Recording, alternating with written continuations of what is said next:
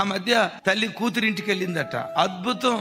కూతురు లేవక మునిపి అల్లుడు లేచాడట, అంట్లన్నీ కడిగేశాడట. కూతురు లేవక మునిపి కాఫీ కూడా పెట్టేశాడట. తల్లి అనుకుందంట, అబ్బబ్బబ్బబ్బ నా అల్లుడు బంగారం, అబ్బా నా కూతురు కాపురం సూపరం. కొడుకింటికి వెళ్ళిందట. విచిత్రం, కొడుకింట్లో సేమ్ యాజ్ ఇట్ ఈజ్ ఇదే. కోడలు లేవక మునిపే కొడుకు కిచెన్లోకి వెళ్ళ, అంటులు రొద్ద, కాఫీ పెట్ట, కాఫీ తీసుకొచ్చే తాగు అంటే అద్భుతం. పాసిముఖంతో కాఫీ తాగేదట. వారం రోజులు అందాం అనుకున్న తల్లి ఇక ఇది చూడలేక 3వ రోజు వెళ్ళిపోచ్చేసిందట. మీలాంటి వాళ్ళు అడిగారంట, అమ్మా కూతురు కాపురం ఎట్టుందే? అల్లుడు బంగారం అయ్యా, అల్లుడు బంగారం, నా కూతురును పొలంలో పెట్టుకొని చూసుకుంటున్నాడు. మరి కొడుకు కాపురం ఎట్టుందమ్మంటే ఆడొట్టి సన్నాడు. పక్షపాతపు తీర్పు ఇది. నీ దేవుడు నీతి కలిగిన న్యాయాధిపతి. వేరు వేరు తూనికరాళ్ళు యెహోవాకు హేయం.